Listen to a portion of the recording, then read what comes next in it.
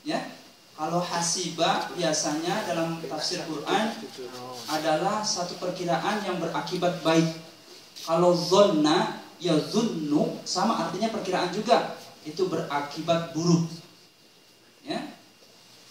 Apakah kalian kira antadkhulul jannata, kalian akan begitu saja mudah masuk ke surganya Allah?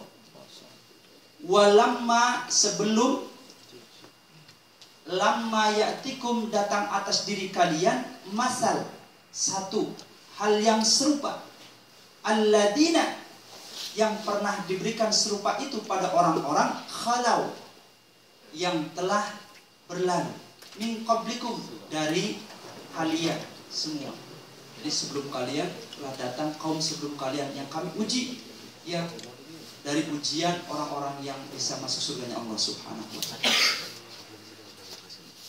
Dulu Nabi Adam setelah diturunkan di muka bumi ini mengadu sama Allah, ya Allah, a'uidani ilal jannati, apakah nanti aku bisa balik lagi ke tempat itu, tempat surga yang pernah aku rasakan sama istri saya? Naam, kata Allah. Ya. Bagaimana caranya? Ata'an, kamu taat sama saya. Jadi kunci supaya kita bisa balik lagi ke kampung halaman kita, syaratnya cuma satu, taat kepada Allah. Ya, tuh. Saudaraku, untuk sampai ke surga banyak cobaan. Dari awal munculnya Islam saja, subhanallah, cobaan dan masa sulit itu datang. Awal-awal baginda Rasulullah 10 tahun 6 bulan lebih berdakwah di Mekah, Masya Allah cobaannya kayak apa? Bilal bin Rabah, ya, bagaimana setelah mengucapkan syahadah disiksa oleh Umayyah bin Khalaf, diseret, diikat lehernya di tengah-tengah padang pasir, kemudian ditimpakan atas diri dadanya itu batu yang sangat besar, ya kan? Wartaqa alaihi Abu Bakrin, maka setelah itu dibebaskan atas diri Bilal. Siapa yang membebaskan? Abu Bakar. Itu dalam Barzanji yang sering kita baca. Kemudian lagi penderitaan yang dialami oleh orang-orang terdahulu kita, orang sahabat itu. Keluarga siapa? Yasir. Yasir itu menjerit saking dahsyatnya penindasan, saking dahsyatnya siksaan yang diberikan Abu Jahal atas dirinya. Terakhir jeritan yang konon katanya didengar oleh malaikat-malaikatnya Allah yang ada di langit adalah jeritan dari ibunya Yasir, Sumayyah. Karena Abu Jahal menusukkan tombak dari kehormatannya dari bawah sampai atas. Itu penderitaan sahabat-sahabat kita, ikhwatal iman. Kita alhamdulillah jebrol sudah iman. Ya, enak. Diadanin kita, diikomahin, diakikohin sama orang tua kita. Sudah iman, ikhwatal iman. Kita hidup di tengah-tengah mayoritas iman, mayoritas Islam, mayoritas menjunjung tinggi baginda Rasul. Sudah kenal baginda Rasul dari semenjak kecil. Rob, sahabat-sahabat kita di Mekah dulu, subhanallah. Ya, bagaimana budak Al-Khalidi, ya, ditusuk dengan timah panas, ikhwatal iman. Masya Allah, yang belum pernah merasakan itu, bagaimana terjadi timah panas. Ya, itu penderitaan. Dan kata Nabi, ketika beliau bersabda di tengah para sahabatnya, bahwa nanti di akhir zaman akan datang masa yang sangat sulit di tengah-tengah kita semua. Sulit bukan karena sulit ekonomi, sulit bukan karena sulit kehidupan ini, tidak. Sulit karena kita sulit mencari komunitas-komunitas yang cinta kepada kebaikan. Dan itu butuh kesabaran. Ya, maka kata Nabi bersabda kepada Sayyidina Ali, ya Ali, inna min waraikum ayyamus sabri. Sesungguhnya nanti orang di belakang kalian, artinya kita ini yang hidup setelah zaman sahabat dan tabi'in, itu ayyamus sabri, akan datang satu hari yang sangat membutuhkan kesabaran untuk menghadapi hari itu. Pak, Masya Allah, Kita mau ngikutin satu ulama yang itunya bertengkar. Kita mau ngikutin ini, yang itunya merasa benar. Kita percaya kepada itu, malah itunya selingkuh dan lain sebagainya. Oh, kita sulit sekali mencari orang yang jujur lagi baik dan saleh. Ya, belum lagi ekonomi yang morak-marik.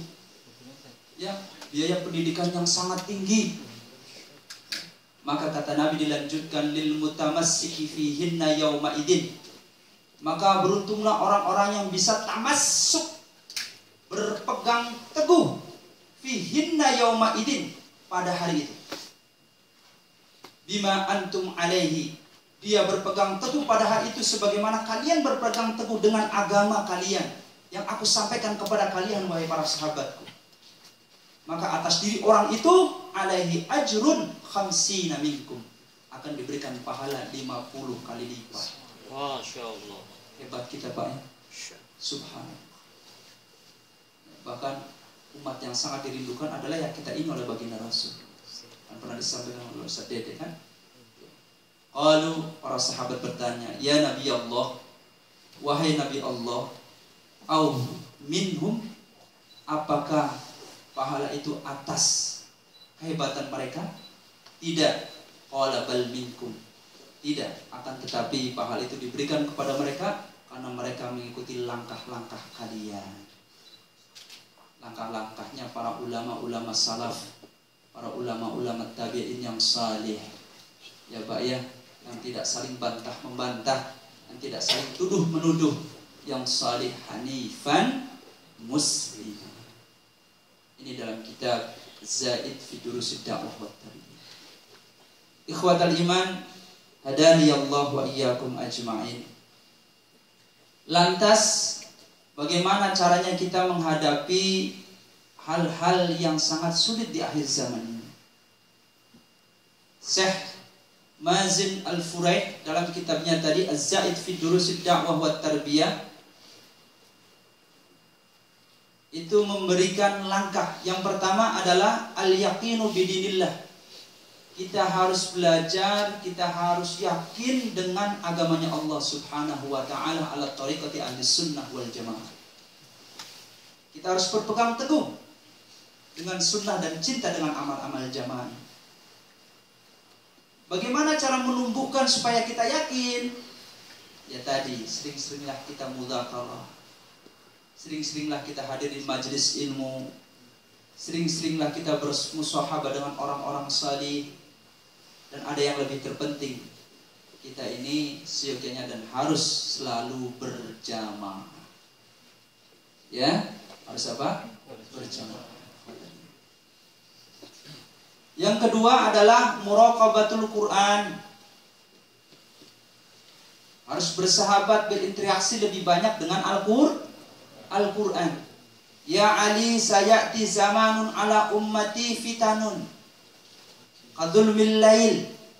Wahai Ali, akan datang satu masa nanti atas diri umatku cobaan-cobaan yang ibarat cobaan itu gelapnya di tengah kegelapan malam, mati lampu, saling tubruk, saling berantem, saling tuduh-menuduh, saling fitnah-memfitnah, termakan isu, termakan berita. Tidak nyaman hidup ini. Gelap sekali. Sayyidina Ali bertanya kepada baginda Rasul, wa mal mukhriju ya Rasulullah, bagaimana kita bisa keluar dari fitnah itu wahai baginda Rasul? Baginda Rasul menjawab, bi kitabillah. Berpegang teguhlah kamu wahai Ali, berinteraksilah kamu wahai Ali dengan memperbanyak membaca Al-Quran. Al-Quran Pak, Al-Quran dan lagi-lagi adalah Al-Quran. Ngerti tidak ngerti, bacalah Al-Quran. Ya, karena memberikan efek tersendiri, ada i'jaz. Al-Quran itu memberikan mukjizat tersendiri. Ya, kalau orang wiridannya banyak, cara membaca Al-Quran sangat beda sekali. Dia akan jatuh kepada penyakit ujub. Ya, karena merasa wiridannya, zikirnya, amalnya sudah banyak.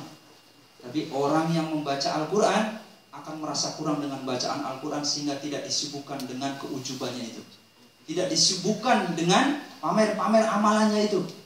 Tidak disibukkan dengan memfitnah kelompok-kelompoknya itu. Karena dia sibuk. Dan di antara i'jazul Quran dalam kitab Al-Itqan fi Ulumil Quran adalah apa? Yatazayyan alaihi man qara'a fi bi ilmi asal. Adalah orang yang membaca Al-Quran itu akan ada keterikatan tersendiri. Siapa yang membuat? Allah bikaromatil Quran. Allah yang memberikan atas kemuliaan Al-Quran itu sehingga orang merasa kecanduan dengan Al-Quran. Saya berbicara karena ini pribadi saya yang alami, teman-teman. Saya merasa sedih kalau lagi ngobrol sama teman enak-enaknya. Saya ingat saya ini baru 1 juz, kurang. Ayo, jangan buang waktu kamu untuk ngobrol yang tidak-tidak. Padahal yang diobrolin juga masalah masjid. Saya pengen lebih banyak berdiam diri dulu, berdialog dengan Al-Quran, 2 juz, 3 juz, dan seterusnya. Kita harus belajar seperti itu. Para sahabat menjadi generasi unggulan karena mereka selalu muqarabatul Quran, selalu bersahabat dengan Al-Quran. Utsman bin Affan 1 minggu khatam Al-Quran. Abu Bakar 1 hari 1 malam khatam Al-Quran. Ali bin Abi Thalib 3 hari khatam Al-Quran. Masya Allah. Ya, kita justru disibukkan dengan amalan-amalan yang lain. Walaupun amalan yang lain itu diperbolehkan. Ya Pak ya, itu tuangkan waktu kita untuk muqarabatul Quran. Insya Allah tuh bisa ngatasin permasalahan yang sulit seperti ini. Kita singkat saja, sebentar lagi mau maghrib.